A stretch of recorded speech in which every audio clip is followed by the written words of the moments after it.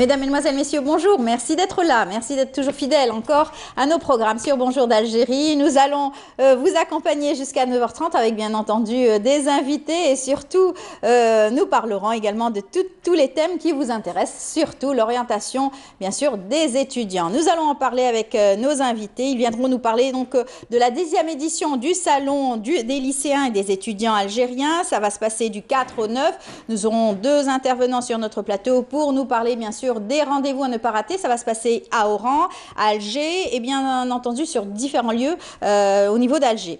Nous aurons le plaisir de parler aussi d'archéologie et de fouilles archéologiques, cette fois-ci dans la région de Ain Bouchrit, du côté de Sétif. Nous aurons le directeur du Centre national de recherche en archéologie qui sera présent, ainsi qu'un préhistorien qui sera sur notre plateau pour nous parler bien sûr de ces fouilles en ce moment même.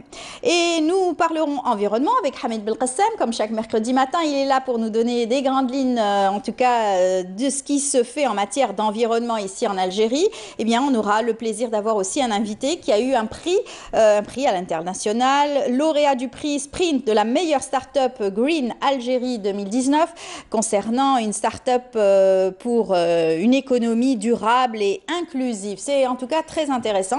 Nous allons développer cela avec lui. Et puis, on parlera santé également. C'est l'été, c'est les températures qui grimpent de jour en jour. Il faudra faire attention à ce que vous mangez. Où est-ce que vous voulez vous manger également? Les intoxications alimentaires, ça sera en tout cas le thème d'aujourd'hui avec notre invité qui sera là pour nous parler bien sûr côté santé des intoxications alimentaires. Voilà, c'est tout le programme qu'on a choisi pour vous. J'espère que vous allez rester avec nous et passer un très bon moment en notre compagnie. Je vous laisse tout de suite en compagnie donc, du groupe Day. On se retrouve juste après.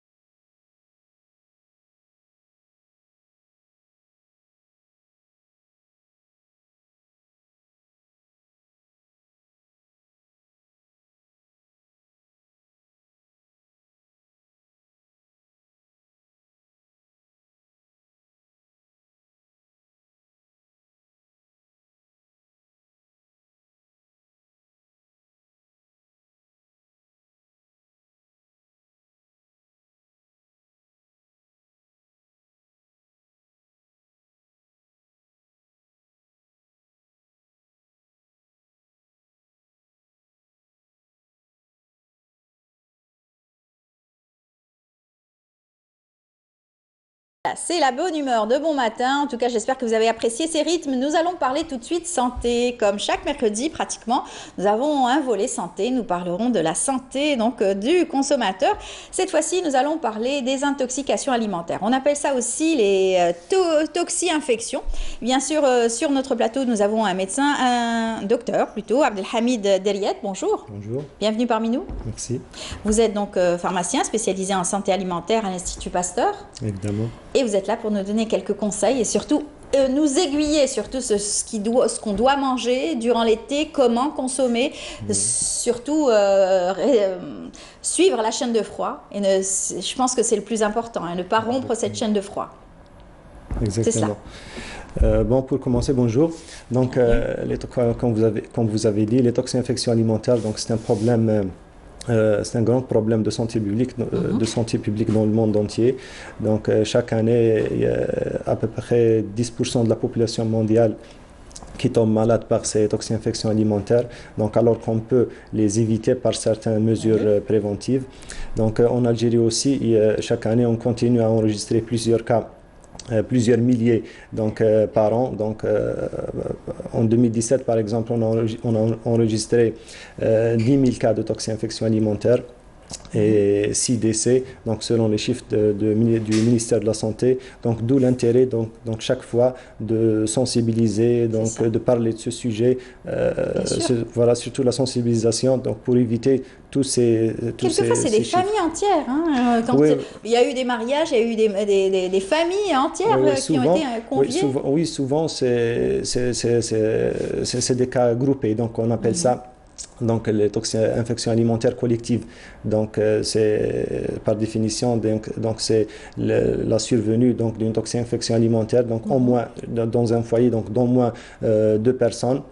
Donc, qui présentent les mêmes symptômes, donc qui ont mangé probablement le même aliment. Donc, ces toxines-infections alimentaires, donc c'est dû à l'ingestion d'un aliment contaminé par des micro-organismes pathogènes, donc des virus, bactéries, etc. Donc, généralement dû aux mauvaises pratiques d'hygiène et, comme vous avez dit aussi, la rupture de la chaîne de froid. La rupture de la chaîne de froid ou même la chaîne de chaud. Et donc, généralement, c'est la mauvaise conservation. Donc, surtout en été. Donc, justement, on est en train de parler de ça, puisque c'est le début de l'été, la saison estivale et tout. Donc, d'abord, il faut dire que le risque des toxines-infections alimentaires, donc, c'est pas seulement en été, ou bien durant la saison estivale. Le risque, il est durant toute l'année. Donc, il faut faire attention durant toute l'année. C'est pourquoi les entreprises, quand c'est les ménages, c'est facile quand même à gérer, mais quand c'est par exemple des crèches, des écoles, des entreprises, des restaurants, on leur demande toujours de garder le plat témoin au réfrigérateur. Donc ça c'est parmi les mesures qu'il faut prendre pour prévenir, pour éviter ces toxines-infections alimentaires. Donc, comme j'ai dit, donc le risque il est durant toute l'année, mais surtout on parle de ça dans l'été. Puisque durant l'été il y a plus de restauration collective, c'est les mariages, c'est la température aussi. On mange souvent dehors et tout, et en plus il y a les conditions climatiques, donc c'est la température qui augmente. Donc l'augmentation de la température, donc c'est favorable au développement des micro-organismes. Donc un aliment qui est abandonné à température ambiante, donc durant quelques heures, donc peut très vite, voilà. Donc il y a multiplication bactérienne. Et donc, il y a un grand risque donc, de choper une maladie comme ça. Exactement. Il y a plusieurs types d'intoxication alimentaire, on peut le dire. Oui, en fait... Il y a des bactéries, il y a des champignons. Oui, selon l'agent pathogène responsable, donc ça peut être viral, bactérien ou parasitaire.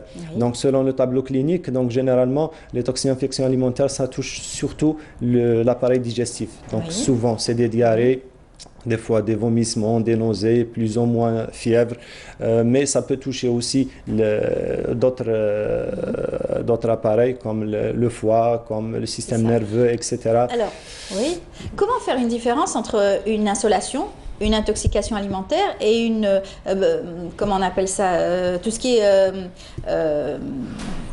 Je vais trouver le mot dans un moment. Comment faire une différence entre l'intoxication alimentaire et l'insolation déjà? Donc, c'est le tableau clinique déjà, c'est le tableau clinique et c'est les investigations donc, du médecin, donc de la santé de proximité.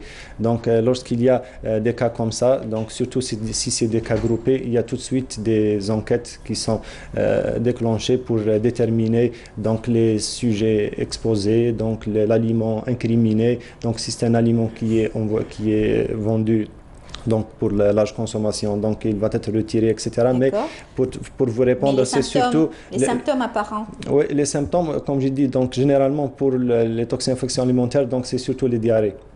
Donc qui nous indiquent sur ça. Voilà. Donc, et pour l'insolation, ça serait donc...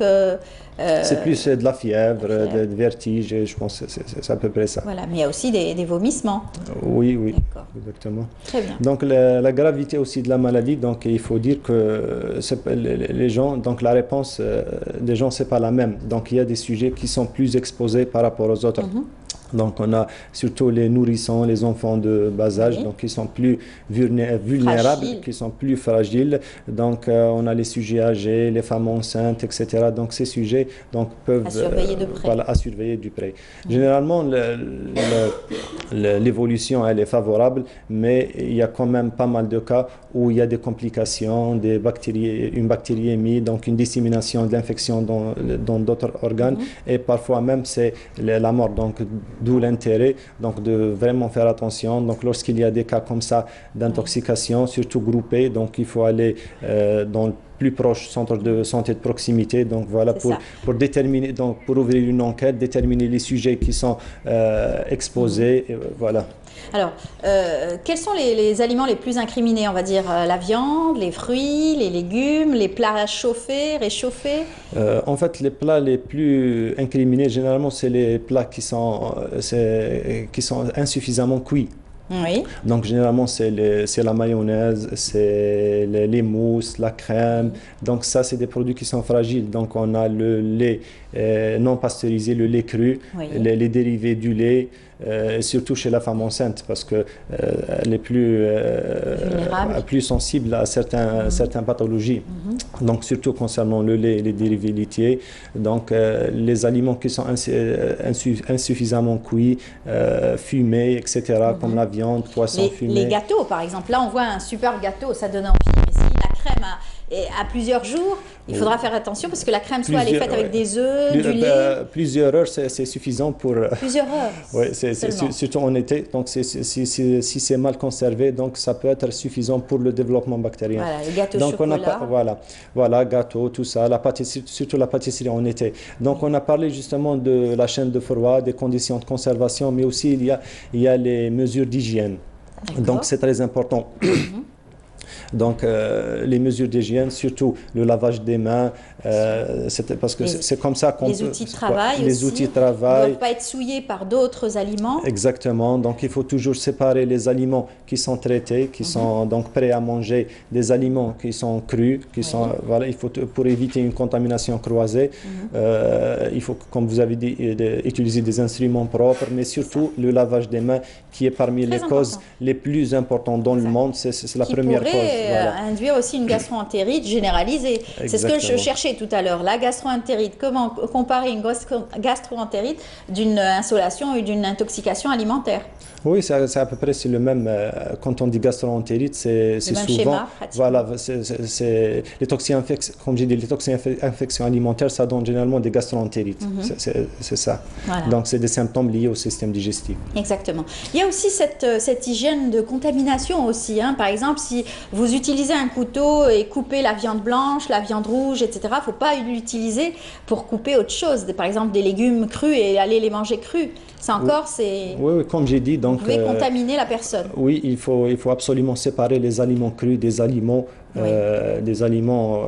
cuits, donc qui sont prêts à manger, parce que les aliments cuits donc sont déjà prêts à manger, donc sont déjà traités normalement d'une bonne qualité bactériologique. Donc, il faut vraiment faire attention pour leur manipulation. Donc, que ce soit au niveau, quand on manipule avec les mains, avec des instruments, dans le réfrigérateur. Donc, il faut toujours séparer les aliments prêts à manger, des aliments crus, etc.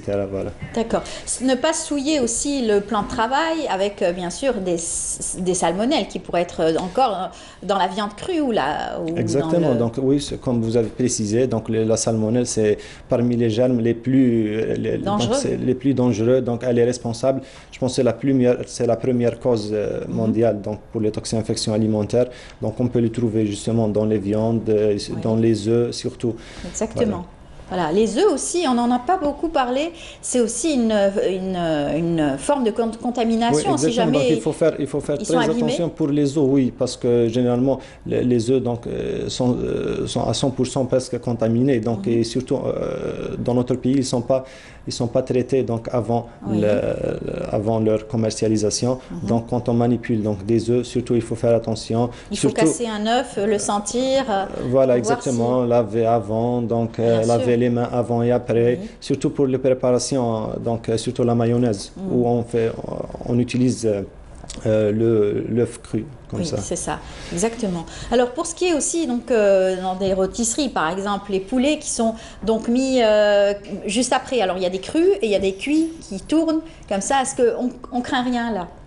Bien sûr, donc tout ça, ça rentre dans les règles d'hygiène. Donc on vient de parler. Donc il faut toujours séparer, comme j'ai dit, les aliments qui sont contaminés des aliments qui sont crus. Donc et ça et même on peut les trouver comme ça exposés. Donc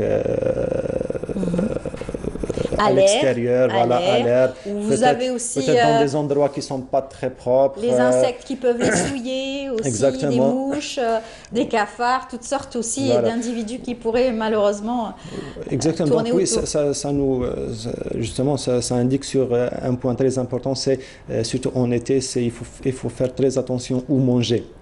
Parce que souvent on a besoin de manger dehors, donc c'est pas évident toujours de repérer un restaurant qui est propre, qui respecte les règles d'hygiène, mais il faut quand même au maximum donc surveiller. Voilà, c'est pour ça qu'il y a des inspecteurs. Voilà, donc, si on peut éviter de manger dehors, donc c'est mieux, surtout en été, mais des fois c'est incontournable, donc il faut choisir au maximum le point le plus propre, voilà, ne pas manger n'importe où, les petits fast-food comme ça, surtout faire attention. surtout à la plage, voilà, il faut faire très attention, surtout quand on est en famille, donc il faut vraiment choisir. Quand vous avez aussi des restaurants qui conservent aussi leurs denrées alimentaires dans des endroits aussi fermés, mais peut-être contaminés, souillés, qui pourraient être souillés par des souris, des cafards, là encore une fois, c'est une source d'apport de germes. Exactement, bien sûr. Donc, ces mauvaises pratiques, malheureusement, on les voit souvent. Donc, c'est le rôle des services d'hygiène, de sévir, de contrôler. Donc, c'est aussi le rôle de la législation. Donc exactement. Pour faire des lois, parce que généralement, le consommateur, il peut pas, comme j'ai dit, il peut pas rentrer dedans, vérifier le réfrigérateur, tout ça. Donc ça, c'est le rôle des inspecteurs. Donc un consommateur, il peut, comme ça, à vue d'ensemble, donc essayer au maximum de trouver l'endroit le mieux. Donc, voilà. Faire attention en tout cas. Parler aussi de l'eau. C'est l'été, il faut faire attention où est entreposé donc les fardeaux d'eau, où sont entreposés les fardeaux d'eau. Les sodas aussi, quelquefois c'est transporté au soleil, c'est exposé au soleil. Et vous achetez votre bouteille, est-ce qu'elle est finalement saine ou pas? Oui, c'est un point très important. Donc les eaux, c'est un point critique donc pour la prévention. Et donc généralement, si on parle des eaux, on parle des MTH, donc des maladies transmissibles par les eaux. Voilà. Il faut absolument utiliser des eaux de bonne qualité, donc qui sont traitées et surveillées.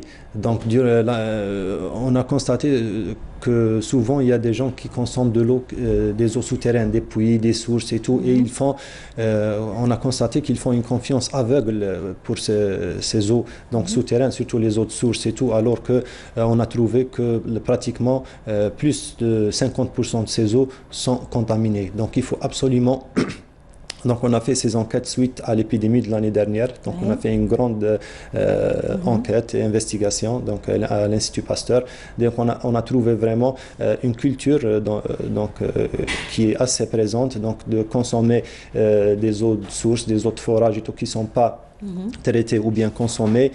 Donc, il faut absolument consommer donc des eaux qui sont traitées, de distribution publique, des eaux minérales et tout, même que ce soit pour boire ou bien pour la manipulation dans la maison.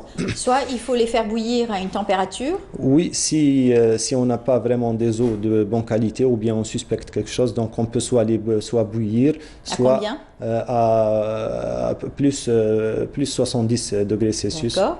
Donc au minimum, et aussi ou bien traiter avec l'eau de javel, donc minimum 2 gouttes d'eau de javel pour chaque litre et attendre de 30 minutes. Donc pour les fardeaux d'eau, les sodas et tout qui sont exposés dans la lumière, donc ça c'est un risque, c'est un autre problème d'ordre chimique. Oui, oui. Donc exposer les bouteilles en plastique au soleil, donc ça augmente le relargage de certaines matières plastiques dans l'eau. Donc et c'est mauvais pour la santé. Donc donc exposer ces eaux, ces fardeaux et tout à la lumière, donc ça accélère le phénomène. Ce phénomène. Donc il y a des substances dans l'eau qui sont dangereuses et qui sont avalées. Surtout à long terme.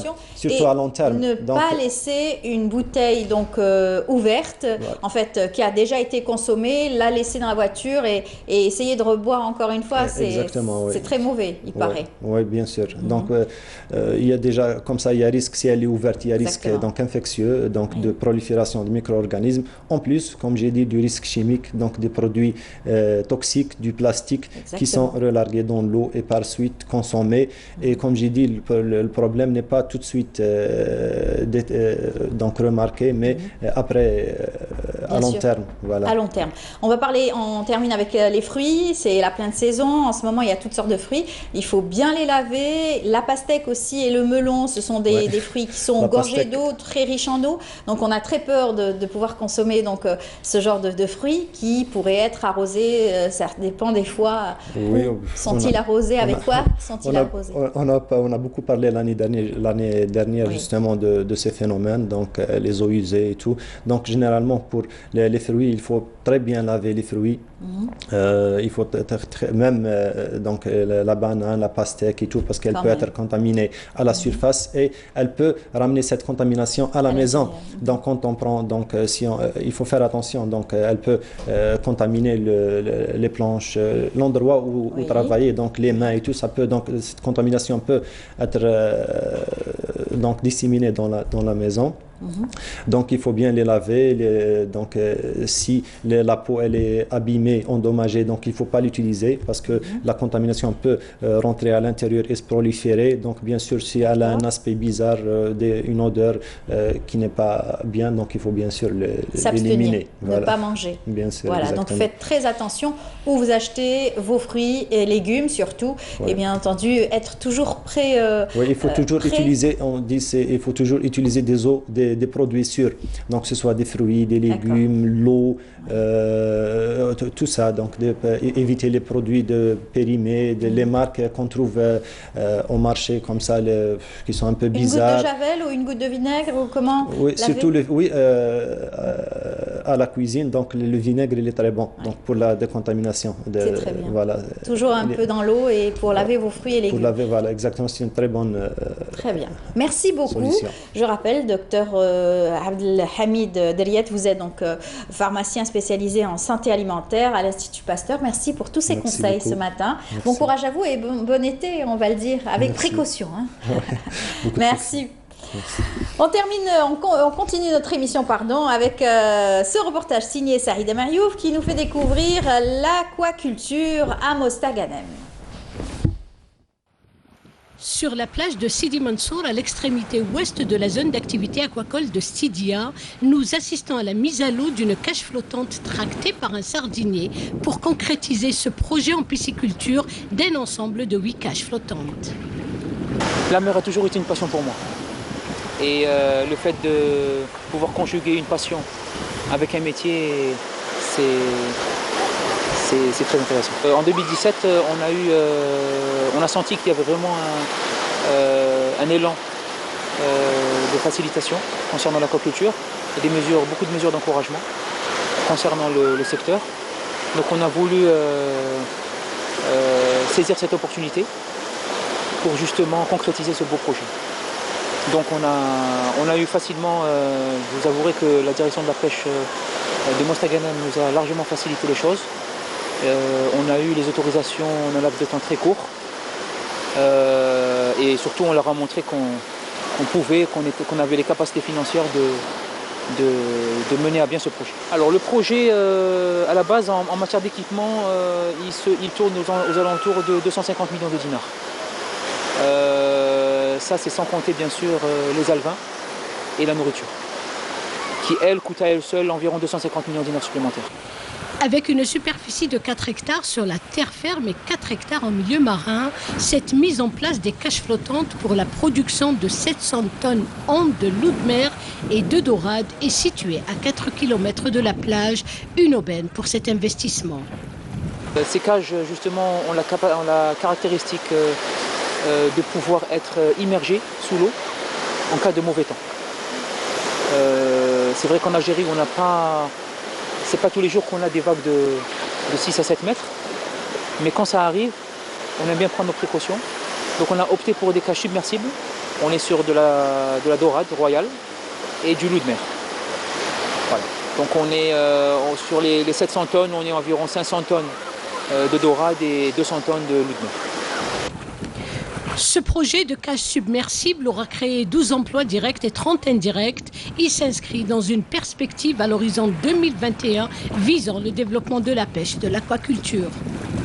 Dans le cadre de la stratégie nationale de développement de la pêche et de l'aquaculture, à horizon 2021, pour doubler la production de 100 000 tonnes à 200 000 tonnes, la wilaya de Mostaganem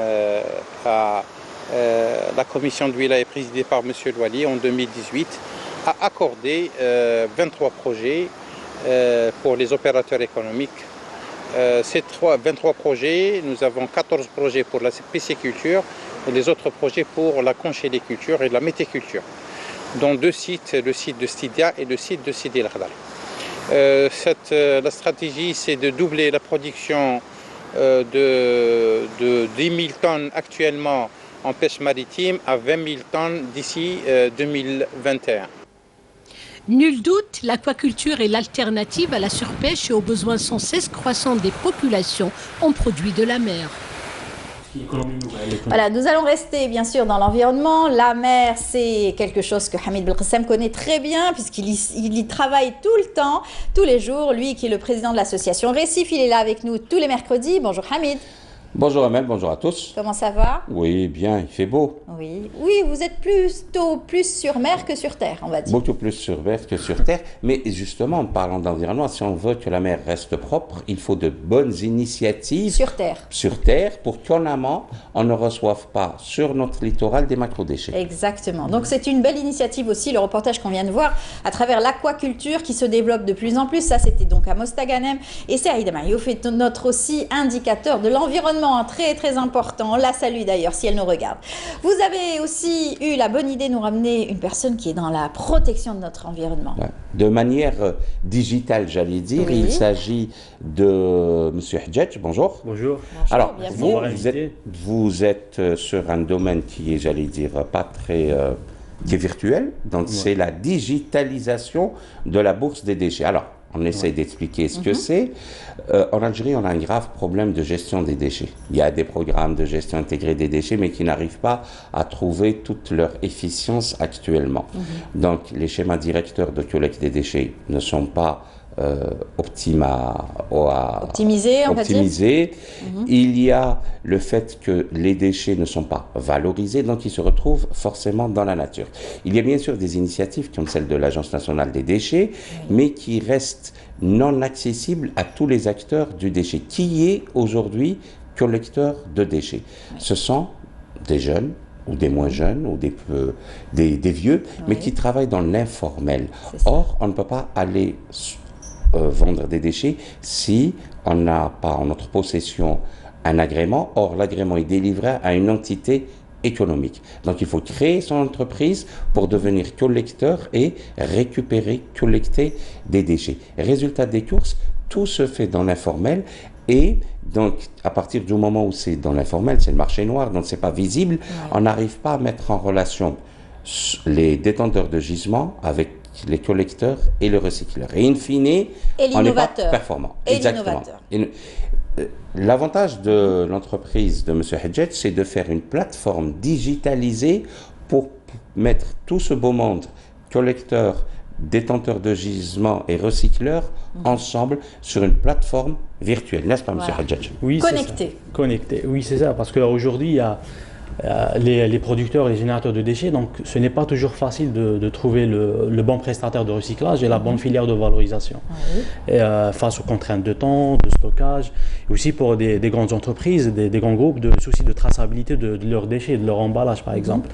Et en même temps, il y a les recycleurs, donc ce n'est pas toujours facile de gérer leur approvisionnement.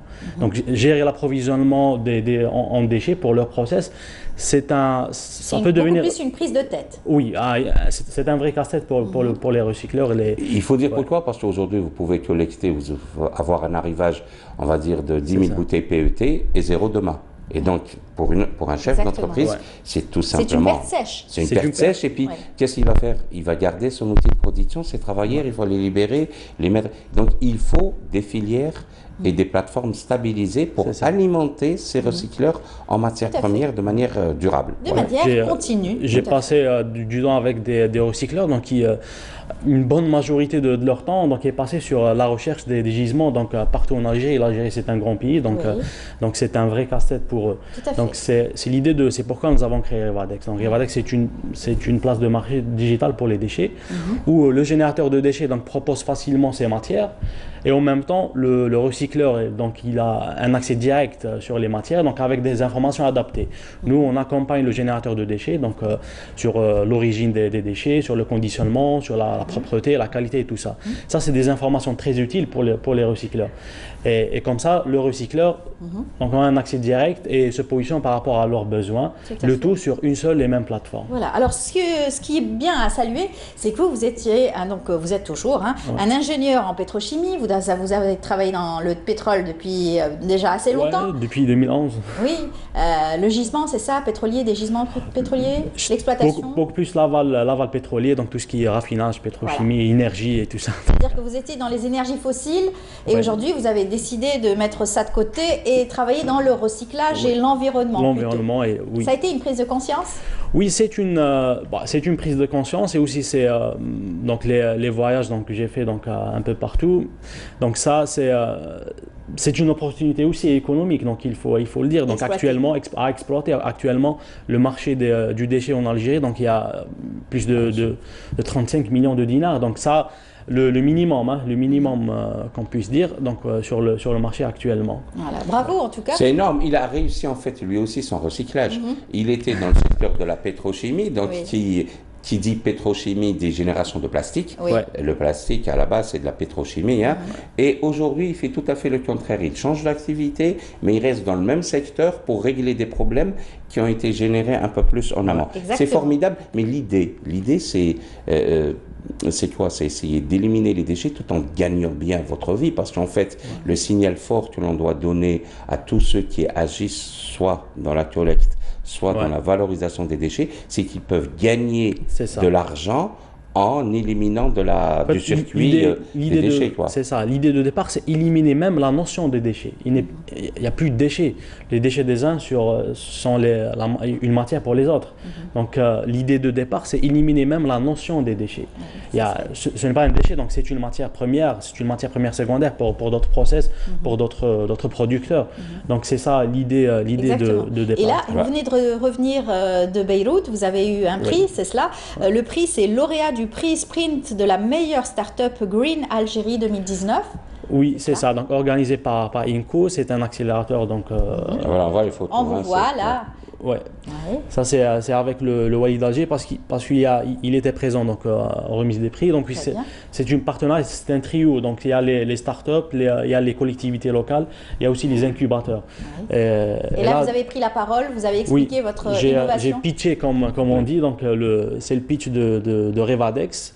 Et après, avec une remise de prix, il y avait d'autres pays, d'autres startups. Mais qui n'étaient pas forcément dans le recyclage.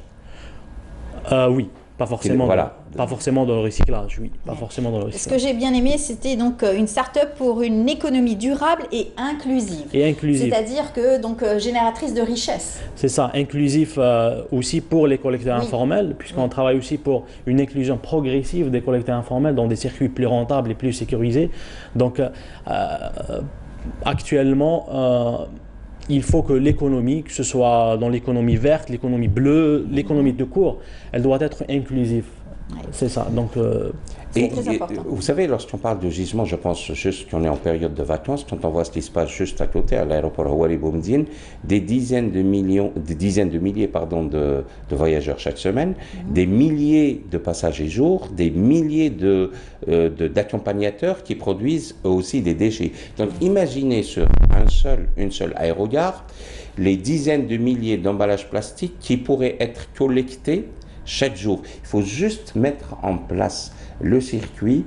Il y a quelque chose qui ont 30, 40 000, peut-être un peu plus, bouteilles d'eau minérale qui sont mises sur le marché, exploitées, bues, consommées sur un seul aéroport.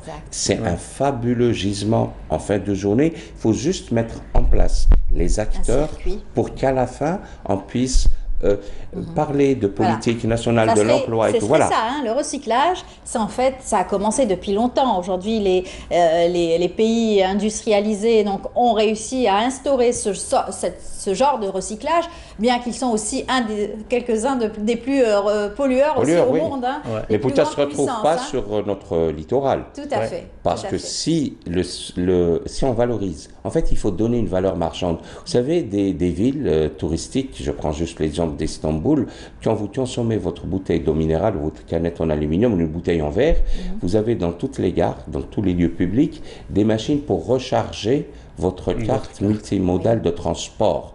Et la carte métro, tramway, bus et tout le reste, elle est rechargeable uniquement avec des bouteilles en PET, des canettes en alu. C'est quand même formidable de pouvoir recharger et se mouvoir, se déplacer grâce à des déchets. C'est juste quelques petites idées pour nos entreprises.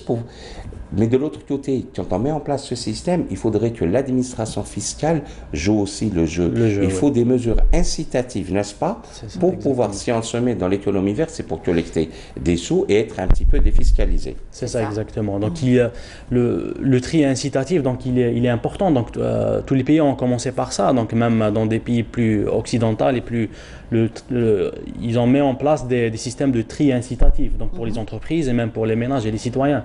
Donc c'est très important. Et aussi il faut que l'administration et les pouvoirs publics jouent le jeu de créer réellement des mesures fiscales des mesures fiscales allégées pour les entreprises, inciter les entreprises à trier leurs déchets. C'est tout un écosystème. Et là, il y a plein d'opportunités. Il y a des jeunes, il y a des projets, il y a des initiatives. C'est dommage parce que toutes ces énergies, ce sont des électrons libres. Hein, et c'est pas réuni, c'est pas pensé de la même façon pour une seule, en tout cas, conclusion. Hein. Oui. C'est dommage. C'est dommage, vous savez, je pense qu'il va falloir, durant ce mois de juillet, qu'on s'intéresse un peu plus à la fiscalité. On va essayer d'avoir... il y a le bureau de la fiscalité écologique au ministère des... On leur lance en direct l'invitation pour qu'ils viennent nous expliquer pourquoi est-ce qu'un complexe touristique paierait les mêmes impôts, le même taux, alors qu'il fait son tri. Quand il fait son tri, il va y avoir moins de charges au niveau de la collecte qui est effectuée par les APC. La collecte se fait par des camions, donc il va y avoir moins d'impact carbone sur un site touristique. Que gagnerait? Il faudrait expliquer aux gens qu'en faisant un tri sélectif des déchets, en mettant les déchets dans des circuits pour pouvoir créer de la richesse et de l'emploi, on devrait payer moins d'impôts. Et lorsque de bons exemples vont être démontrés, les gens vont beaucoup plus aller de manière volontaire parce que intéressés au système de tri sélectif des déchets. Voilà. C'est vrai. Alors, qu'en est-il de la bourse des déchets? Comment est-ce qu'elle fonctionne aujourd'hui? Sur la plateforme digitale. Oui, actuellement, on travaille actuellement même sur une nouvelle plateforme où actuellement le générateur de déchets ou le détenteur du lot de déchets ou de la source, donc il met facilement donc, le lot sur la plateforme. Et nous, on travaille donc en amont pour identifier toutes les informations nécessaires pour les recycleurs et tout ce qui est chargement, conditionnement, qualité, tout ça, origine. Et aussi, il y a les recycleurs, donc ils ont un accès direct sur les matières. Donc il y a le business model, il est simple, de Revadex. Et ça, ils ont un accès direct sur les lots de matière et se positionnent par rapport à leurs besoins. Il y a aussi il y a notre service d'accompagnement pour un bon déroulé logistique et opérationnel des prestations. Ça, c'est pour des entreprises qui ont une responsabilité sociétale et environnementale. Donc, il y a des entreprises qui ont ce besoin précis. Voilà. Donc, il y a les deux Exactement. services. C'est très important parce que vous allez donc donner la chance à toutes ces personnes qui veulent travailler dans le recyclage de pouvoir trouver facilement et rapidement tout ce qu'ils ont à chercher et à trouver pour justement travailler dans le recyclage et pourquoi pas créer leur propre start-up, elles aussi, oui, les entreprises. Et donner l'opportunité à l'entreprise qui a un gisement sans le savoir. Hein. Vous savez, vous prenez une grande compagnie maritime de transport dans le secteur hôtelier qui a un gisement quotidien de 10 000, 20 000, 30 000 ou même plus bouteilles d'eau minérale jour, quotidiennement, et qui ne sait pas que c'est un gisement. Or, en mettant en place cette plateforme numérique, digitale, de bourse des déchets, on va permettre de mettre en relation celui qui détient le gisement avec le collecteur ou le recycleur. Débarrasser cette entreprise qui a un gisement, lui donner des sous parce que c'est une bourse, donc c'est une activité tout aussi commerciale, et pouvoir inscrire un plus grand nombre d'entreprises algériennes dans le circuit vert et dans les chartes RSE, responsabilité sociétale des entreprises. Nous allons parler de l'orientation des étudiants et de l'emploi, parce qu'il va y avoir un salon. Ça serait aussi une très bonne opportunité d'offre d'emploi pour cette jeunesse aussi, qui pourrait trouver aussi grande affaire dans ce domaine-là, du recyclage. Oui, du recyclage, de la gestion des déchets. Il y a plusieurs domaines. Il y a le Apple Recycling, il y a plusieurs... Qui est le Apple Recycling, donc il y a des projets, par exemple, à partir de déchets, des déchets, que ce soit des entreprises ou... ménagers. Et voilà, ils pouvaient produire d'autres produits.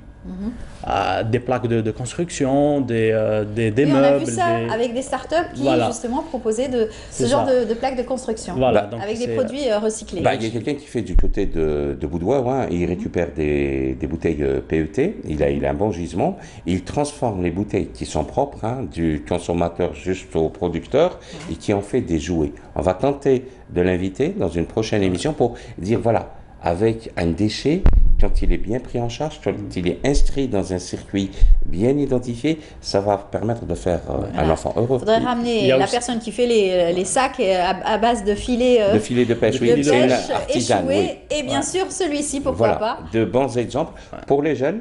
Le salon de l'emploi, ça va leur donner... En fait, il faut démontrer que l'on peut vivre en recyclant les déchets. On peut gagner des sous tout en recyclant les déchets. C'est ça le message. Voilà. Il y a aussi la règle des 3 R, donc réduire, réutiliser et recycler. Et il y a aussi Revadex. Très bien, exactement. Et qu'en est-il maintenant? Vous avez eu le prix, votre entreprise est florissante, on va dire, votre start-up? Oui, donc ça, le chemin d'une start-up, donc il est un peu spécial. Donc il y a des contraintes, il y a des opportunités de marché. Donc on travaille durement pour aller pour stabiliser notre business model et avoir aussi, il y a d'autres projets aussi en cours, tout ce qui est très incitatif à la source. Donc ça, c'est d'autres projets. Est-ce que les ménages vous proposent aussi des déchets au sein de... Maintenant, non, pas encore. On travaille uniquement donc en B2B. Mais les ménages, c'est un énorme gisement pour les déchets ménagers assimilés. Les DMA, c'est un énorme... Actuellement, à Alger, par exemple, il y a presque 1 kg par habitant par jour. Généré. Et dans les 1 kg, il y a plus de 15% de plastique, il y a du carton, il y a de l'aluminium. Il y a de la matière organique. Il y a de la matière organique. C'est ce que j'allais dire. Pour l'agriculture, pour un pays... pour l'agriculture, ça se fait formidablement. Mais ça va venir, hein, en donnant des prix, en donnant un intéressement, en fait, c'est ça. Une reconnaissance. Une reconnaissance. Non, la reconnaissance, c'est le prix, mais il faut un intéressement financier. Au jour d'aujourd'hui, le jeune doit pouvoir investir dans l'économie verte et pas dans la shawarma ou dans le transport, qui sont des activités polluantes. Voilà. Polluantes, oui. Ouais. Mais malheureusement... Oui, nécessaire, d'accord. Okay. Et l'opportunité économique y est. L'opportunité économique existe. Bien sûr. Donc, en tout cas, vous en êtes un bel exemple hein, là, sur notre plateau ce matin. Merci. Bravo à vous, parce que vous avez réussi aussi à changer et aller de l'avant pour créer cette start-up et bien entendu donner la chance à d'autres de pouvoir s'intéresser à ce domaine-là et pourquoi pas à créer de la richesse autour de vous. Hein, bien sûr. Un prix à l'international, c'est donner une belle image de l'Algérie qui sait très bien recycler ses déchets. Exactement. En tout cas, bravo. Merci. On était très contents de vous recevoir. Bon courage. Et on viendra vous voir de plus près pour voir comment est-ce que vous travaillez au sein de cette start-up. Merci. Hamid, merci. Merci à vous. Merci à tous. Une actualité autour de l'environnement. Ah oui, toujours. Ces jours-ci, oui, il faut fêter le 5 juillet comme il se doit, en débarrassant l'Algérie et notamment le littoral de ces... Il y a des opérations de nettoyage qui se font tout au long de la semaine, mais beaucoup plus les week-ends sur le littoral. Donc la prochaine, c'est du côté de Temendfoust et Miramar, jusqu'à la banlieue ouest d'Alger pour le 11, donc 5 et 11 juillet. Parfait. Okay.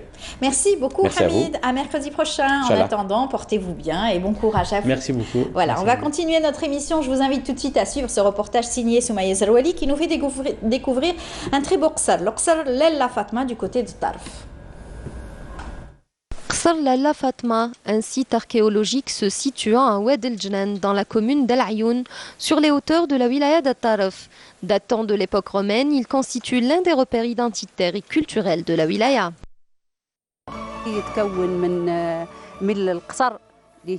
Ce site archéologique est composé d'une villa, d'un ensemble de fermes, d'huileries, d'ateliers de transformation de produits agricoles. Il y a également un hammam et des réservoirs d'eau datant de l'époque romaine, distantes d'environ 6 km du Qsar. La forêt du lac Tonga, une autre curiosité touristique de la région à découvrir absolument.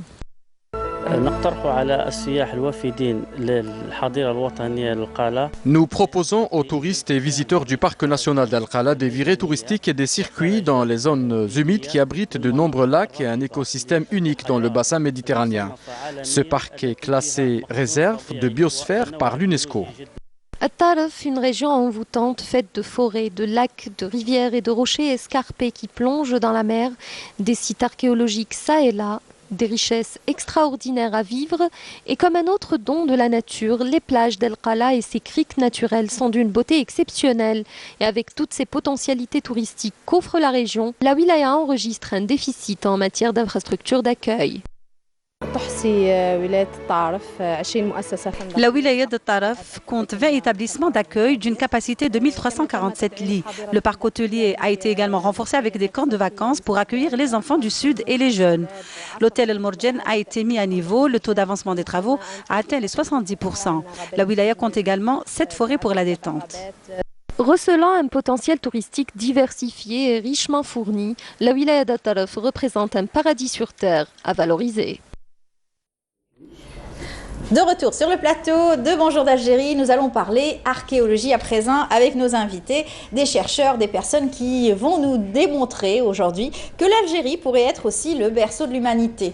Bien, avec nous, nous avons Toufiq Hamoum, bonjour. Bonjour, merci. Bienvenue parmi nous. Merci. Vous êtes le directeur du Centre national de recherche en archéologie. On a toujours plaisir à vous recevoir. Merci.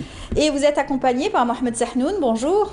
Bonjour. Bienvenue. Merci pour l'invitation. C'est le mec, professeur en préhistoire, spécialisé en quaternaire, c'est cela? Exactement. Et vous êtes donc, vous travaillez au Centre national pour l'évolution de l'homme au niveau donc en Espagne, c'est ça? En Espagne, exactement. Et en ce moment, vous êtes rattaché au CNRPH également pour continuer les recherches? Exactement. Voilà. Et vous êtes en visite en Algérie, donc on a profité de cette opportunité grâce à Monsieur Hamoum. Merci. Merci à vous d'être là.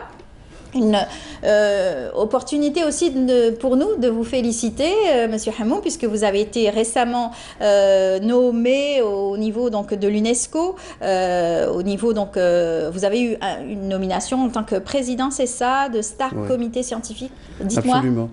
C'est le conseil consultatif scientifique et technique de l'UNESCO pour la protection du patrimoine mondial subaquatique. C'est une belle nomination. Qui va vous donner plus de travail, je suppose. Effectivement, et c'est une charge aussi. Oui, c'est une charge. Parce que là, on est appelé à s'occuper un petit peu de la valorisation et de la protection de tout le patrimoine mondial. Oui.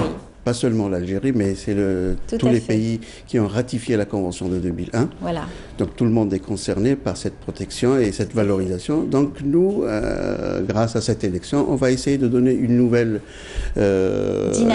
dynamique, voilà, un nouvel élan pour relancer tous les projets de valorisation et de recherche aussi, parce que c'est un volet qui fait de belles communications en perspective autour donc, de ces recherches, parce qu'on peut dire que ces derniers temps, l'Algérie est un gisement inexploité, on va dire, hein, et vraiment qui serait très valorisé normalement par tous ces chercheurs et ces scientifiques. Absolument, et l'Algérie, grâce à sa côte qui fait pratiquement 1644 km, et tous les eaux territoriales, et puis non seulement ce qui est sous la mer, aussi tout ce qui est subaquatique, c'est-à-dire là où c'est un milieu aquatique, donc lagunaire, fluvial, donc tout ce patrimoine qui est en dessous des eaux, soit territoriales ou lagunaires, donc est concerné par ce processus de valorisation et de recherche aussi. Bien. Ça pourrait aussi donner des idées aux futurs bacheliers qui pourraient s'intéresser à cette filière, parce qu'il y a énormément de travail à faire dans ce domaine-là, dans le domaine de l'archéologie. Aujourd'hui, vous avez beaucoup communiqué ces derniers temps autour de découvertes archéologiques inédites. Absolument, c'est inédit effectivement parce que ça n'a jamais été exploité, ce dossier n'a jamais été ouvert. Donc en 2017, le Centre national de recherche en archéologie, on a pris en charge ce dossier, ce volet qui est le subaquatique, donc tout le patrimoine concerné par ce processus.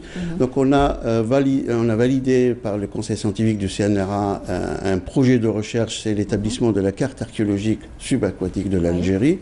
On a constitué une équipe de jeunes chercheurs, d'archéologues algériens. Des plongeurs qui ont été formés pour ça. Absolument, donc des formeurs. Et puis quelques éléments aussi qui sont comme soutien à la recherche, donc notamment 3 ou 4 étudiantes aussi, doctorantes, qui se sont spécialisées dans la plongée et qui vont être versées dans la recherche archéologique. Donc c'est une équipe qui est homogène, qui a commencé déjà à travailler et à donner déjà des résultats.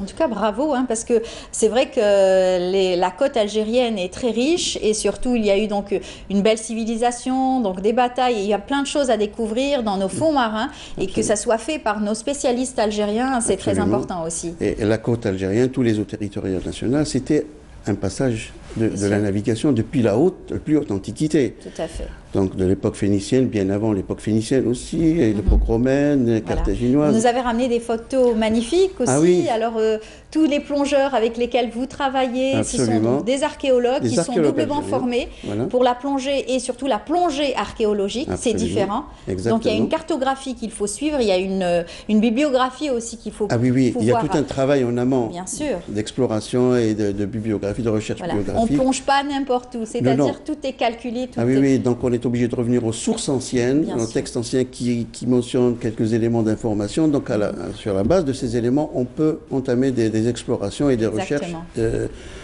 sur les sites qui sont déjà cartographiés. Tout à fait. Cette photo, c'est... Là, c'est la vôtre. On va parler préhistoire à présent. Alors, vous êtes en ce moment du côté de Ain Bouchrit, c'est ça? Du côté de Séti, vous allez effectuer des fouilles? Oui, c'est M. Sahnouni, d'ailleurs, professeur, qui s'en occupe. C'est lui le directeur de la fouille. Tout à fait. Et bien voilà, vous allez nous parler donc de votre passion, qui est la préhistoire. Vous y travaillez depuis longtemps déjà? Très longtemps. Très longtemps. J'ai fait toute ma carrière. Oui. Bah, on va entamer la nouvelle campagne, la 21e campagne dans les gisements d'Aïn Hnish. C'est un complexe de sites pléistocène qui s'étale entre 3 millions d'années et jusqu'à l'Holocène, jusqu'à 5-6 000 ans. Et nous avons entamé une nouvelle campagne avec des objectifs et on va encore approfondir un petit peu nos recherches et beaucoup plus suite à l'article que nous avons publié récemment dans Science, parce que la communauté scientifique internationale voudrait en savoir plus et nous avons 3 objectifs. Reconstituer les panneaux environnement, surtout des trouvailles qu'on a publiées en hiver, pour connaître un petit peu quelle était l'écologie, les panneaux environnement avec lequel ces premiers humains ont travaillé, exactement.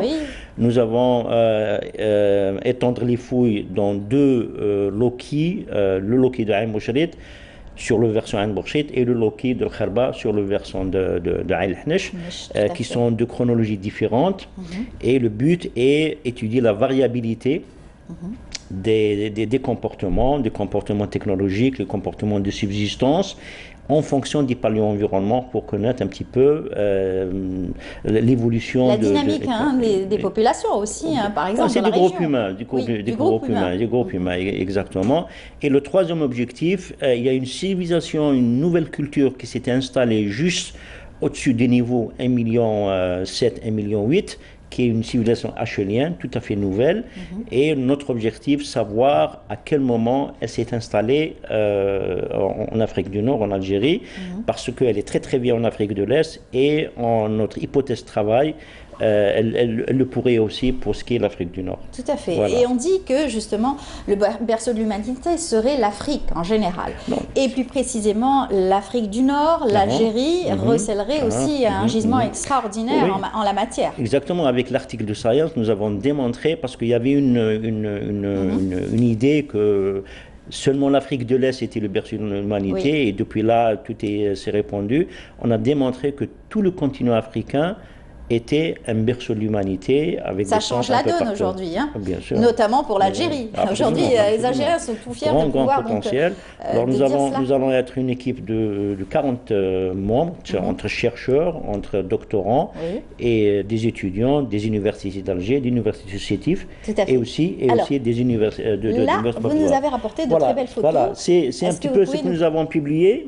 C'est des outillages, c'est des outils lithiques associés à des faunes de type de savane, éléphants, rhinocéros, etc. Et des équidés. Et donc, quelques éléments de cette faune ont été modifiés avec ces outils. C'était une première mondiale, parce que à quoi servaient ces outils très très anciens, c'était pas très clair, et on a ajouté de l'information que nous avons découvert à Aïn Bouchrit.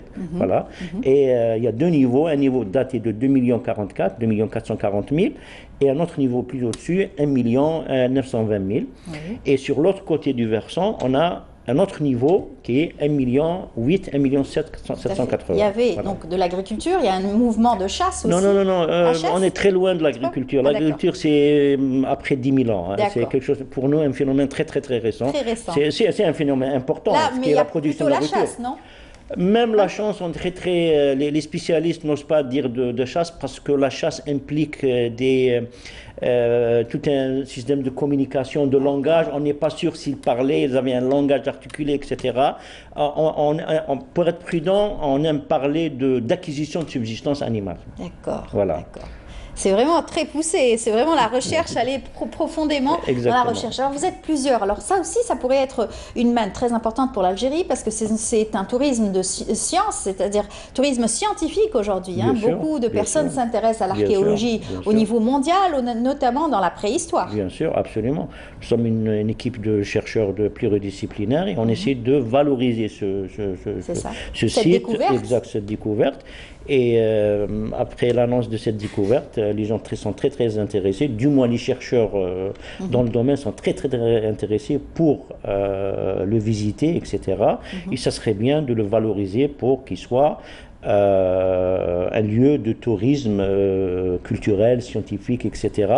Et il est dans une région extrêmement riche en archéologie, et il est sur la route de Djemila, Oui. Donc il faut commencer par Aïn Bouchet al-Hanish, et puis finir par Jimila, un peu à 40 km plus au nord. Vous avez énormément de travail en aval, peut-être, j'imagine, dans quelques années, vous allez encore faire d'autres découvertes à ce rythme-là. Absolument, donc même le site Aïn Hanish promet des choses très intéressantes, donc c'est pas le moment d'en parler, mais ça promet sur le plan scientifique et tout, c'est vraiment, il y a des choses intéressantes. On va dire ces 10 dernières années, ça a été très riche au niveau archéologique avec la découverte de la place des Martyrs, ça a été aussi un renouveau pour l'archéologue algérien. Absolument, parce que tous ces résultats justement nous mènent sur des visions nouvelles par rapport, comme déjà Aïn Hanish, le berceau de l'humanité, même pour la période antique, ça a changé les donnes. Par exemple, la place des Martyrs nous a donné des éléments d'information qui sont très importants. On a pu revoir la vision qui disait que l'Afrique du Nord ou bien la côte algérienne, c'était un réceptacle. On recevait seulement. Mais finalement, prenons l'exemple d'Icosium, la ville d'Alger, c'était un centre de production. Oui. Donc on exportait depuis Alger vers Marseille, vers l'Italie. Parce qu'il y a beaucoup d'éléments qu'on a pu identifier ailleurs, soit en France, soit en Italie, soit en Espagne. Donc la fouille de la place des Martyrs nous a donné des éléments de réponse par rapport à ces questionnements qui se posaient ailleurs. Tout à fait. Donc vous voyez, le travail qu'on fait, c'est un travail de perspective, un travail stratégique. Parce que finalement, les sciences archéologiques, c'est des sciences stratégiques. Là, ça change complètement, je l'ai dit tout à l'heure, ça change complètement la donne au point de vue international, mais aussi national aujourd'hui, sur l'origine donc des individus, les déplacements, les changements, absolument. La mutation aussi, hein, bien entendu. C'est très riche en informations. Absolument. Toute cette dynamique sociale depuis l'Antiquité, la vision des autres, ce n'est pas la même chose. Donc on ne peut pas l'accepter comme ça. Il faudra travailler dans ce sens et de revoir toutes les donnes et puis les éléments d'information qu'on avait par rapport à ce qu'on découvre actuellement. Exactement. L'histoire, elle changera. Oui, bien entendu. Alors, il y a aussi beaucoup de façons de travailler aussi qui va changer. En fait, votre façon de travailler, vous les archéologues, aujourd'hui, vous avez de nouveaux outils, vous avez une technicité aussi avancée en matière et vous avez aussi vous formez dans le subaquatique, vous formez justement. Eh bien, effectivement, c'est grâce à la technologie moderne aussi, ça nous donne quand même des perspectives en matière d'exploration. C'est ça. Prenons l'exemple du subaquatique. Là, le centre vient de s'équiper par tous les moyens nécessaires d'exploration sous-marine. Donc, en arrivant jusqu'au géoradar, un multifaisceau, donc pour cartographier au laser aussi, quand on voit aussi les pyramides d'Égypte qui ont été aussi soumises au laser pour pouvoir découvrir tout ce qui renfermait. Toutes les anomalies, effectivement. Non, on peut arriver à détecter même les anomalies à l'intérieur de la bâtisse. Par les faisceaux de lumière, par des ultrasons et tout, on arrive à détecter des anomalies. Et bon, l'interprétation et la lecture, bon, il faut des spécialistes pour ça. Tout à fait. Mais celle-ci, c'est la photo donc récente. Absolument, là c'est le bureau justement de l'UNESCO, du STAB, et donc là c'est juste après l'élection officielle à la présidence de ce conseil. Donc, qui est un conseil qui est constitué de 12 membres, de 12 experts mondiaux du subaquatique. Donc, l'Algérie, actuellement, elle préside ce conseil. On est membre de ce conseil depuis 2017, mais cette année, à partir de 2019, donc on va présider ce conseil pour une durée, et donc c'est tournant. Voilà, très bien. En tout cas, une très belle nomination pour l'Algérie, pour vous aussi, et plus de charge de travail, comme vous me le disiez tout à l'heure. Alors, c'est vrai qu'avec ces recherches subaquatiques, vous avez énormément aussi fait de découvertes, de belles découvertes, notamment les canons que vous avez donc immergés. Oui, à Cherchel. Bon, là, c'est dans le cadre du projet de la construction du futur port d'El Hamdani. Donc, on fait un travail en amont, un travail préventif. Bon, les canons ont été découverts déjà ont été signalés depuis les années 40, 50, et donc c'est connu. Mais simplement, documenter, cartographier, géoréférencer, géolocaliser, ça n'a pas été fait. Donc, c'est ce qu'on a pu réaliser l'année passée.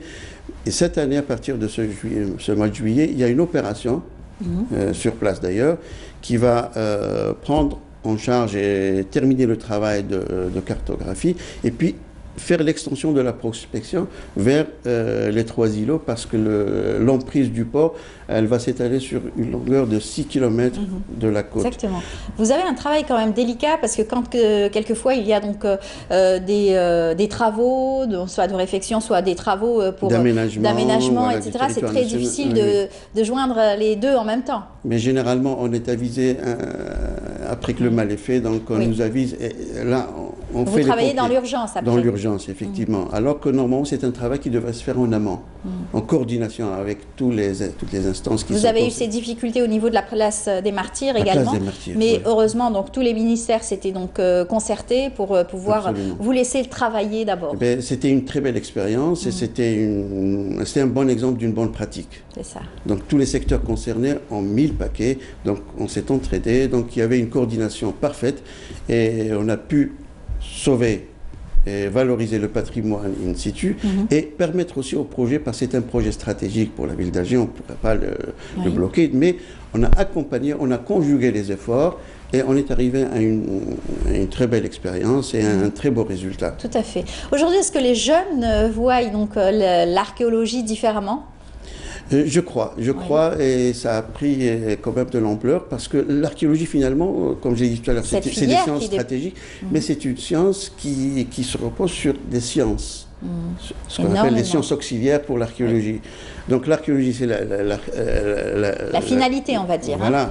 Mais elle se repose sur plusieurs sciences auxiliaires qui accompagnent la démarche de l'archéologue dans ses travaux, dans ses investigations. C'est très important de pouvoir communiquer, donner cette chance à des jeunes de s'intéresser à notre patrimoine archéologique et de pouvoir aussi prendre le relais avec des scientifiques, avec des chercheurs comme Monsieur Sahnoun aujourd'hui.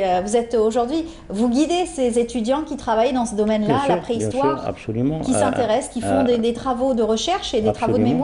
Absolument. Un important aspect de ce projet-là, qu'on a démarré, ça fait 25 années, c'est la formation de jeunes chercheurs pour leur passer, pour les former.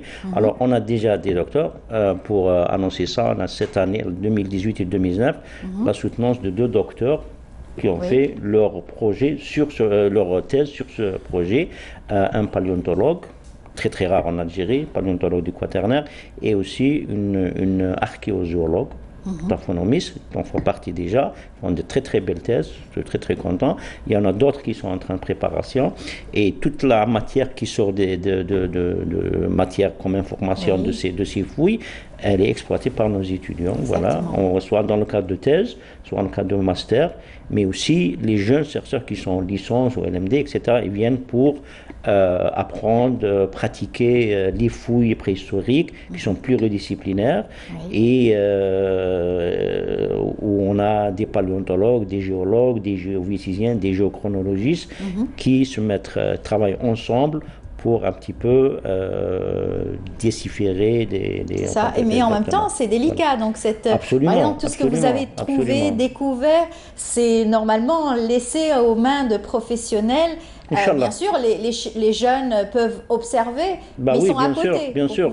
Pour former un chercheur professionnel dans notre domaine, il nous faut une trentaine d'années. Je dis professionnel, de visibilité mondiale, etc.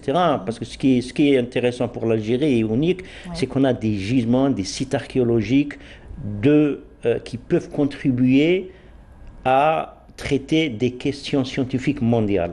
Donc il faut des chercheurs très très très bien formés qui ont une dimension mondiale pour que s'y faire respecter et pour qu'ils puissent apporter des connaissances qui contribuent à l'histoire de l'humanité. Exactement. En tout cas, bravo à vous et merci d'avoir été parmi nous ce matin pour nous parler de cette recherche et surtout de l'évolution de l'archéologie ici en Algérie, on va dire avec ces belles découvertes. Un dernier mot peut-être ?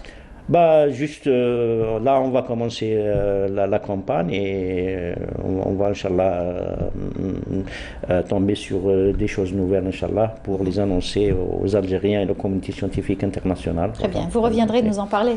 Ah bah, Inch'Allah, oui, exactement. Merci beaucoup. Je rappelle, Mohamed Sahnoun, vous êtes professeur en préhistoire, spécialisé dans le quaternaire. Vous êtes donc aussi rattaché au Centre national pour l'évolution de l'homme en Espagne et au CNRPH ici en Algérie. Je suis Sahnouni. Sahnouni, d'accord, très bien. Je me suis trompée, c'est vrai. Sahnouni. Toufiq Hamoum, merci beaucoup d'avoir été notre invité. Comme à chaque fois, on a toujours plaisir à vous recevoir pour parler d'archéologie, de l'évolution de l'archéologie ici en Algérie. Bon courage à vous. Merci. Et félicitations encore pour votre nomination au niveau donc de l'UNESCO. Voilà. Bon courage. On va continuer notre émission. Je vous invite tout de suite à suivre la saison estivale, le lancement de la saison estivale, pardon, au niveau de Ain Tagoureit, Tipaza. C'est un sujet signé Fela Abraz.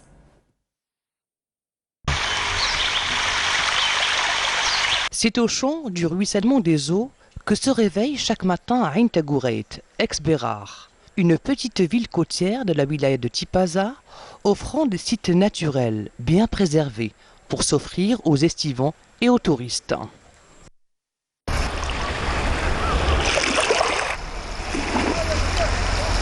Ce sont des plages aménagées pour accueillir les familles. Nous veillons jour et nuit à la quiétude de tous.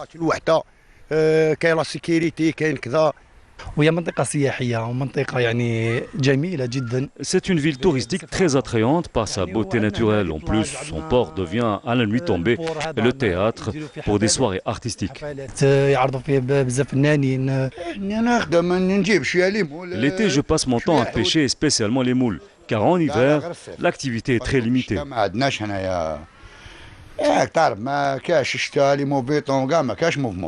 Et certains aménagements ont été apportés pour accueillir les estivants.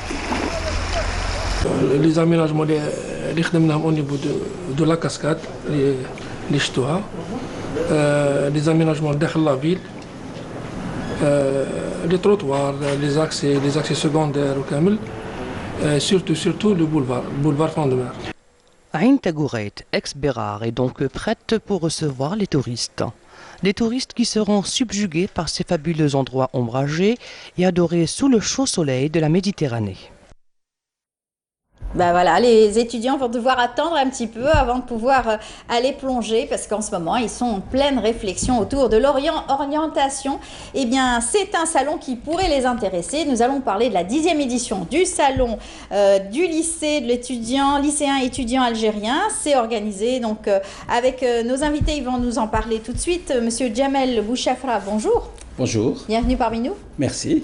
Vous êtes donc directeur de recherche au CDTA, le Centre de développement en technologie avancée. C'est bien ça, oui. Bienvenue encore une fois. Monsieur Abdelali Drar, bonjour. Bonjour. Bienvenue. Vous êtes directeur général donc, de l'INSAC. C'est donc l'assurance et gestion, c'est cela? Effectivement, Institut supérieur d'assurance et de gestion. Tout à fait. Vous êtes là pour nous parler de cette 10e édition. Vous allez donc prendre part, vous et d'autres institutions et beaucoup d'acteurs qui vont participer à ce salon. 10e édition, c'est pas rien. Effectivement. Déjà, vous êtes sur une bonne lancée, on va dire. Exactement. Parlez-nous un petit peu de l'organisation cette année. C'est différent, vous avez apporté de nouvelles donnes, peut-être? Je pense que cette année, par rapport à l'année dernière, où c'était un peu, j'allais dire, il manquait un peu d'organisation, mais cette année, je crois que l'expérience des années précédentes a fait que les organisateurs de ce salon ont pris les choses en main. Et qu'on espère que cette année, déjà on voit que l'organisation est meilleure, le contact, disons, des participants est important. Ceux qui vont exposer et ceux qui vont animer des conférences, je crois que c'est des personnalités qui sont bien choisies en fonction des thèmes et des sujets qui intéressent tout le monde et qui intéressent particulièrement les jeunes qui sont à la recherche ou bien d'emploi ou à la recherche d'une formation ou d'orientation, et notamment avec l'avènement des résultats du bac qui vont avoir lieu d'ici le 20 juillet, effectivement. Donc beaucoup de jeunes et leurs parents aussi viennent dans ce salon pour voir un peu qu'est-ce qu'il y a, comment que ça se passe, où est-ce qu'ils peuvent aller.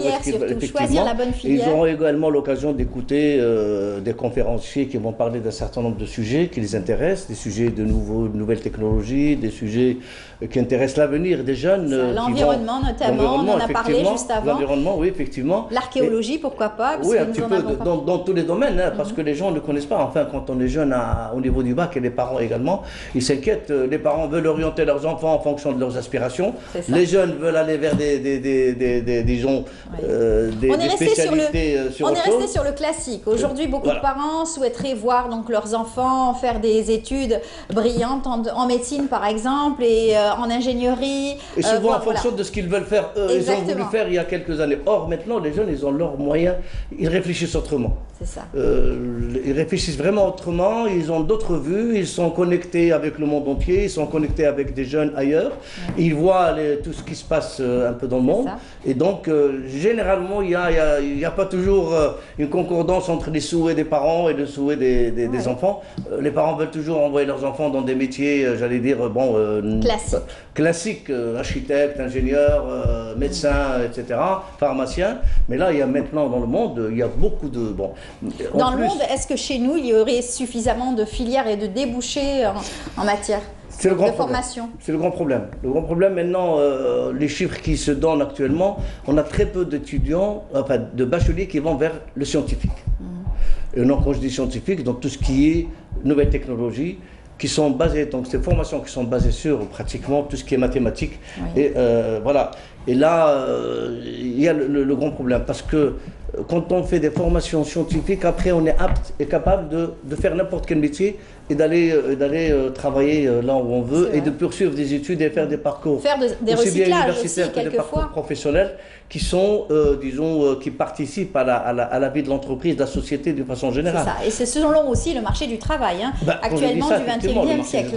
Parce que là, on arrive, on en parlait tout à l'heure, on parlait de l'intelligence artificielle, les gens nous disent oui, mais c'est pas encore. Mais là, nous sommes dans l'intelligence artificielle. Nous avons tous des smartphones qui travaillent avec ça, nous avons tous des véhicules où il y a le Bluetooth, il y a, etc. Donc on est dans l'intelligence artificielle. Quand on rentre dans certaines entreprises actuellement, vous avez le doigt pour pointer avec l'œil, etc. Là, c'est l'intelligence artificielle. Donc il faut qu'il y ait des gens actuellement qui vont vers des secteurs scientifiques et technologiques qui permettent dans l'avenir que nous ne reste pas uniquement un consommateur de technologie, mais au moins qu'on peut apporter l'adaptation et la faisabilité au niveau de notre pays. Et c'est pas monsieur Djamel Bouchafa qui va nous dire le contraire, puisque vous êtes à la direction, vous êtes en tout cas directeur de recherche. Oui, je suis spécialiste de l'intelligence artificielle, justement. Oui. Toute ma vie, j'ai travaillé pour NASA aussi, j'ai travaillé aux États-Unis, dans des universités américaines, j'étais professeur. Oui. Donc, effectivement, le plus important ici, dans ces événements tels que le salon de l'étudiant, c'est de créer, de valoriser la recherche, c'est-à-dire créer un pont entre les universités et le monde socio-économique. Et en montrant, en présentant des applications, des plateformes dans des sujets qui augmentent la croissance économique. L'intelligence artificielle, vous savez qu'en France, sur 5 ans, la France a décidé d'investir 1,5 milliard d'euros dans l'intelligence artificielle. Donc ça veut dire qu'on ne peut pas faire des créneaux sans voir ce qui se passe autour de la Méditerranée, ce qui se passe en Europe, ce qui se passe aux États-Unis. L'Algérie a emboîté le pas quand même à l'intelligence artificielle. Donc justement, ces événements nous permettent de donner un éclaircissement aux étudiants, aux jeunes surtout, l'Algérie possède beaucoup de jeunes, de leur donner, voilà les créneaux qui sont porteurs. Et ce sont les créneaux qui augmentent notre PIB, notre croissance économique. Et l'intelligence artificielle en est c'est un des créneaux actuellement, c'est le buzzword on dit en anglais, mais le plus important, ce n'est pas pour les étudiants seulement, mais c'est aussi pour les enseignants, les décideurs, les directeurs d'entreprise. Cet événement ne concerne pas, parce que c'est tout un microcosme, c'est toute une interaction. Chacun est responsable. Comment créer un pont entre le monde universitaire? Il y a beaucoup d'étudiants en Algérie. Comment créer ce pont avec le monde socio-économique? C'est vraiment une scission entre la réalité de l'université et la réalité du marché de l'emploi. C'est complètement différent. Comment impliquer, c'est cette interaction, comment impliquer les directeurs d'entreprise dans des secteurs, ce qu'on appelle dans des conseils d'administration des universités, pour que l'enseignement qu'on offre soit compatible avec ce qu'on attend. Il y a eu de belles initiatives de la sorte au niveau, par exemple, de certains instituts, universités qui, avant la sortie de leurs étudiants, organisaient des rencontres et surtout des innovations autour de recherche que les étudiants pouvaient aussi appliquer dans l'entreprise. Justement, pourquoi l'intelligence artificielle est importante? Parce que c'est une thématique disruptive. Disruptive, ça veut dire elle change complètement notre façon d'agir. C'est comme l'Internet. Lorsque l'Internet a été, on l'a vu, lorsqu'il a été inventé, ça a impacté le monde socio-économique. Ça change complètement notre façon mondiale. C'est ça ce qu'on appelle une thématique disruptive. Alors, est-ce que par ce que vous avancez là, ça veut dire que certaines filières vont devoir être ou vont être boudées par les étudiants? Non, pas du tout. On va choisir quelques créneaux peut-être porteurs et non, mais justement, ce qui est important, c'est que l'intelligence artificielle, par exemple, peut être utilisée dans le domaine de l'industrie, de la santé. Elle est un petit peu omniprésente. Elle est pervasive, on dit en anglais. Oui. Elle est partout, elle se trouve partout. Mais elle s'applique à des créneaux bien précis. Vous voyez ce que je veux dire? Et l'intelligence artificielle ne doit pas faire peur aux gens en disant qu'on va, par exemple, des ouvriers qui vont être exclus ou des choses comme ça. Firing, on dit en anglais, on fire les ouvriers. Non, pas du tout. Ça va créer de l'emploi parce qu'il y aura la richesse sera produite exponentiellement. Oui. La demande sera beaucoup plus grande. C'est ça. En tout cas, la matière grise existe dans nos universités. Ça ne touche pas la sécurité de l'emploi, contrairement à ce qu'on pense. Tout à fait. On a pu le constater. Nos universitaires, nos étudiants, nos lycéens sont brillants aujourd'hui. Ils sont à la pointe de la technologie aujourd'hui. Ils surfent sur le net. Ils sont très informés, si très on arrive à relier, à créer le pont entre l'université, un pont, un bridge, entre l'université et le monde socio-économique, les industries, tout ce monde-là, c'est magnifique, on aurait réussi. C'est le gros problème. C'est le gros problème. Oui. Il faut le créer. Donc il faudrait que les chefs d'entreprise soient, ou bien au moins font partie d'un conseil d'administration des universités pour savoir où est la demande. Comment peut-on changer les cours, le syllabus dans les universités, afin qu'ils puissent répondre aux besoins socio-économiques et ne pas être indépendant. C'est vrai. Aujourd'hui, on schématise encore le scientifique. Est-ce qu'il est encore avec sa blouse blanche, etc. Alors que ça pourrait être aussi un scientifique chef d'entreprise. Absolument. Manager. C'est exactement ça. C'est un manager aujourd'hui. C'est ce côté-là qui est le challenge. C'est ça. Et c'est ça qui est un peu facilité par cet événement de salon de l'étudiant. J'imagine que vous allez donner des conférences lors de ce salon, des communications. Vous serez nombreux à prendre la parole autour de cela. Oui, je donnerai une conférence justement sur l'apport de l'intelligence artificielle et qui peut s'appliquer dans pratiquement tous les domaines, le militaire, la santé, l'industrie 4.0 de Siemens. Vous savez, toute cette automatisation des systèmes, c'est leur montrer aux étudiants que vous avez beaucoup de choses à faire dans ce créneau-là, parce que c'est un créneau qui dure trop longtemps, comme je vous ai dit. Alors, comment expliquer cela aux visiteurs qui vont venir, qui sont dans leur petite bulle, ils sont dans leur lycée, avec les enseignants, avec les matières classiques, habituelles, scientifiques, les maths, la physique, etc. Comment leur expliquer qu'il y a un autre monde qui les attend? Eh bien justement, c'est par des plateformes. Nous avons donc des plateformes, nous avons des stands qui nous ont été alloués et nous allons montrer des plateformes pour la reconnaissance du visage. C'est des plateformes dans des applications très utiles. Par exemple, nous avons, dans notre projet, nous avons 3 projets. On travaille avec Sonatrat, par exemple, pour la caractérisation des roches réservoirs. On caractérise par le traitement d'image quel est le minerai qui est à l'intérieur pour savoir sa porosité, comment le pétrole peut monter. Voilà. C'est un projet avec Sonatrat. Avec cela, il faudrait avoir de bonnes notes aussi. Les bacheliers avoir donc un bon bac. Ah oui, il faut. Nous avons aussi la gestion de barrières automatiques. Par exemple, nous avons un projet qui permet de communiquer plusieurs parkings et voir quelles sont les places disponibles. Donc, quand quelqu'un y vient, on lui propose un parking qui est disponible pour lui, parce que ce parking est plein. Vous savez, cette communication entre mobile, cell phone, etc. Toute cette technologie de programmation, on est en train de développer. On n'est pas en train d'acheter. Parce qu'il faut à un moment donné... Il faut arrêter d'acheter. Oui, tout à fait. Il faut développer. Et on le voit aujourd'hui, le travail de certains jeunes, certaines aussi têtes pensantes qui développent les start-up aujourd'hui en Algérie et qui participent aussi aux rencontres au niveau mondial de start-up au niveau mondial. La participation de nos start-up à Vivatech à Paris, qui est un très grand salon de la technologie a été très, très positive.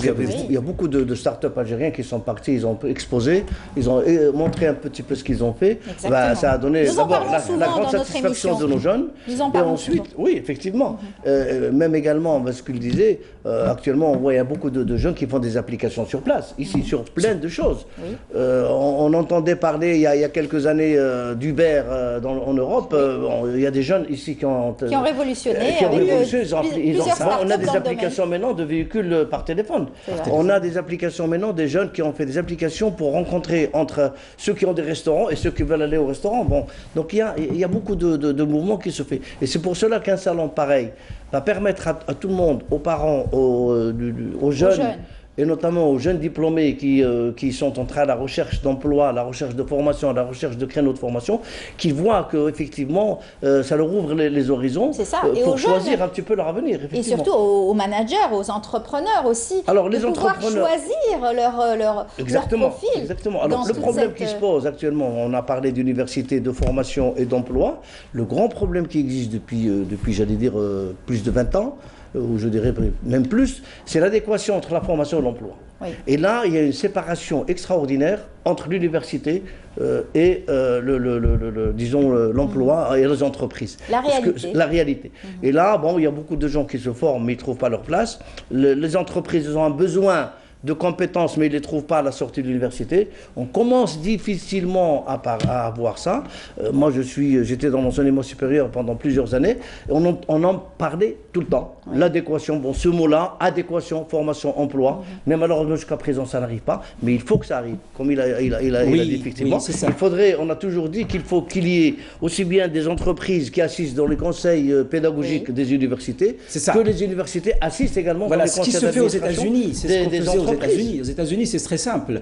On appelle ça un Board of Trustees, l'équivalent du conseil d'administration. Ça veut dire chaque PDG, un PDG d'une compagnie des voitures, par exemple Chrysler, eh ben, il est membre du conseil d'administration de telle université qui est avoisinante. Ça veut dire que c'est lui, à un moment donné, il va dicter quelles sont les thématiques, quels sont les problèmes que nous avons. Et s'il vous plaît, créer des cours sur ce genre de choses. Mais il ne le fait pas aux étudiants qui sont, on les appelle ceux qui démarrent dans l'université. Il le fait à ceux qui sont avancés, après le master, après ceux qui commencent à se spécialiser. Donc, les enseignants commencent à revoir leur syllabus, le contenu. Parce qu'on leur dit quels sont les objectifs. C'est un recyclage. On leur fixe les objectifs dès le début. Quels sont vos objectifs? Qu'est-ce que vous voulez atteindre? Encore une fois. Et on évalue leurs objectifs, s'ils ont été atteints ou pas. C'est ce qui se fait. Et au niveau master au-dessus, eh ben, quels sont les problèmes que vous avez qui sont posés? On les connaît, les problèmes qui sont posés par les chefs d'entreprise. Mais il faut que l'étudiant aide à les résoudre. Il y a quelques années, l'université a revu aussi sa façon de voir. Donc, il y a donc aujourd'hui des masters qui ont été... Est-ce que ça a été bénéfique ou pas pour les étudiants et pour le marché de l'emploi? Est-ce que ça a été un bon tremplin pour justement donner aux universitaires? Oui, effectivement, avec le système LMD et la création au niveau des universités d'un certain nombre de spécialités qui n'existaient pas avant. Ça commence. On peut le voir dans certains endroits. Par exemple, je vois Constantine, ils ont fait des spécialités sur un peu la mécanique, etc. Il y a des modules qui ont été annulés, il y a des modules qui ont été donc transformés en un seul cours. Même au niveau du ministère, madame. Est-ce que ça a été bénéfique ou pas? On commence à tenir compte du socio-économique. C'est-à-dire que les gens, s'ils veulent faire de la recherche pure, ils la font, mais on a un choix pour ceux qui veulent faire du socio-économique. Vous savez, il y a des gens qui sont très conscients actuellement. Le socio-économique est très important. On est en train de travailler dans ces directions-là pour répondre à une problématique qui est dans notre pays. Alors, on va rappeler pourquoi vous êtes là. Surtout, on ne se perd pas de vue. Il va y avoir un salon donc de l'étudiant et surtout du lycéen et de l'étudiant algérien. Ça va se dérouler donc demain, à partir de demain, donc le 4 et ce jusqu'au 9, entre Oran, Alger, Constantine et bien entendu certains lieux, donc le Palais de la Culture. Alger, en simultané, le samedi et dimanche. Non, 6 et 7, c'est Alger. D'accord, 6 et 7. Très bien. Le 6 juillet, le 6 et le 7. Palais de la Culture et Echra, au niveau donc, c'est ça? C'est ça, de l'école en face du de ministère l'hôtellerie. des Affaires étrangères. Oran, ça sera le 4. Le 4. C'est ça. C'est où? Au niveau des conventions? Ah, là, ça, je ne sais pas exactement où ça se trouve, où il est. Vous savez? Non. Bah, en tout cas, on le donnera plus tard. C'est important Très de important. l'annoncer. Et Constantine aussi, ça sera Ça sera après, je pense, après Alger, juste après Alger. Très bien, très bien. En tout cas, il faut dire qu'il va y avoir donc des rencontres. Plusieurs acteurs vont être présents lors de ce salon, des stands. Des applications, des plateformes qui vont être montrées. Des entreprises. Des entreprises qui vont venir. Et c'est ça qui crée cette interaction. Des universités. Le problème de l'Algérie doit être résolu mutuellement par une collaboration de tous les partis. Voilà. Mais pas seulement de l'université ou de l'entreprise. Et résolver le chômage aussi, et essayer Absolument. donc de travailler sur ça. Quand la production, on augmente la richesse, le chômage sera résolu. Bah, tout cela fait partie de ça, parce que la formation, disons, vulgariser, informer, sensibiliser les gens sur les secteurs porteurs, les secteurs qui intéressent l'économie, c'est tout ça pour aller vers l'emploi. Oui. Et non pas pour aller à former des gens qui sont en chômage après, ou qui vont faire des travaux. Et les jeunes sont très créatifs. C'est que les jeunes, ils ont quelque chose qui est la créativité, l'innovation. Ben, on le voit. Et c'est ça qui les caractérise. Voilà. Ben, merci beaucoup, messieurs, d'avoir été nos invités ce matin dans Bonjour d'Algérie pour annoncer la 10e édition du salon du lycéen et de l'étudiant algérien. Et bien entendu, ça sera donc du 4 au 9 juillet. Oran, Constantine, Alger. Bien sûr, Alger, ça sera donc du 6 et 7. Et bien entendu, vous donnerez le résultat pour les autres journées sur Internet, j'imagine. Oui, voilà. oui, bien sûr. Merci beaucoup à vous. Et puis voilà, à très bientôt. Bonne chance pour le salon. Merci. Voilà. Merci en tout cas à tous ceux qui nous ont suivis aujourd'hui. J'espère que vous avez apprécié l'émission d'aujourd'hui. On se donne rendez-vous demain à partir de 8 h du matin. Bonne journée et à très bientôt. Merci à toute l'équipe.